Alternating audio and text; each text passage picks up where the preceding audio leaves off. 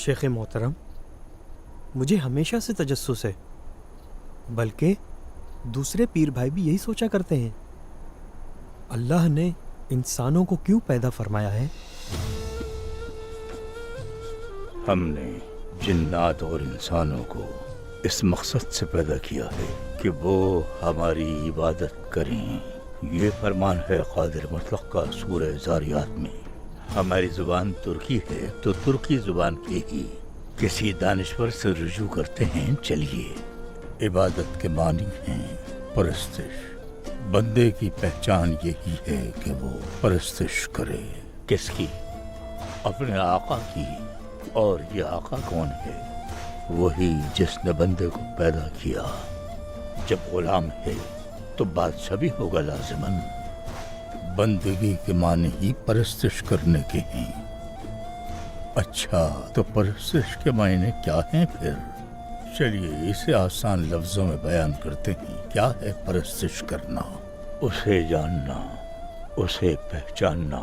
سوچو، جانے بغیر پرستش ممکن ہے؟ انسان بغیر جانے کر سکتا ہے پرستش؟ کیا؟ اللہ کی عبادت اللہ کو جاننا ہی ہے۔ کس لیے؟ کیونکہ اللہ کے بندے ہیں ہم، تو گویا اس نے اپنی پہچان کے لیے تخلیق کیا۔ حدیث قدسی تو سنی ہوگی نا آپ نے، میں ایک چھپا ہوا خزانہ تھا، میں نے چاہا کہ پہچانا جاؤں۔ یہی سبب ہے کہ میں نے یہ تمام کائنات تخلیق کی۔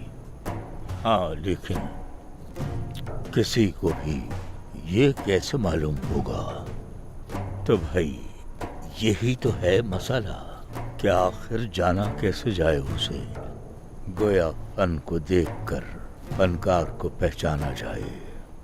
کوئی فنکار اگر خود کو پہچانا نہ جانا چاہے تو کیا اپنے فن کا مظاہرہ کرے گا؟ اس کا فن کیا ہے؟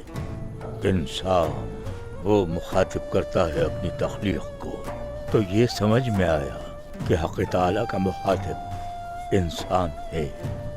مطلب یہ کہ انسان محض ایک لفظ نہیں بلکہ کائنات کا حقیقی مرکز و محور ہے۔ ذرا غور تو کرو آغاز سے اب تک کے سفر پر۔ سب سے پہلے وہ گارا تھا۔ یہ گارا کیا ہوتا ہے بھلا؟ مٹھی بھر مٹی، مٹھی بھر پانی۔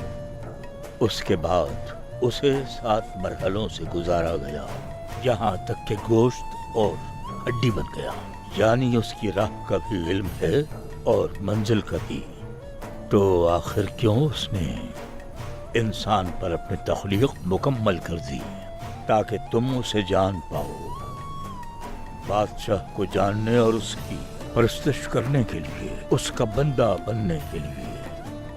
اچھا، تو اسے جان لینے سے کیا ہوگا آخر؟ کیا ہوگا پیر بھائیو؟ اسے جاننے والا اپنے آپ کو بھی جان لے گا نا، اور خود کو پہچان لیا تو سمجھو اسے جان لیا۔ کہتے ہیں نا، نفس کو جاننے والا رب کو پہچان لیتا ہے۔ تو رب کو جو جانتا ہوگا وہ نفس کو بھی پہچانتا ہوگا یقیناً۔ تو چونکہ مخاطب کرنے کے لیے بنایا ہے اس نے، لہذا گارے سے اس نے انسان کی صورت بنائی تاکہ انسان خود کو پہچانے اور اپنے نفس کو بھی پہچانے۔ ہاں، جب اپنے نفس کو پہچانے تو یوں اپنے رب کو بھی پہچانے کہ انسان، اور یہ سب اس نے ایک ساتھ بنایا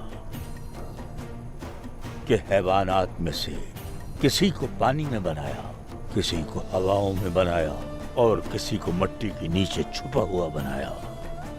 تبریز کو بھی بنایا اس نے، اور نالہان کو بھی، فارسی بھی بنائی، عربی بھی بنائی، ہندی بھی، یونانی بھی اور ہسپانوی بھی بنائی۔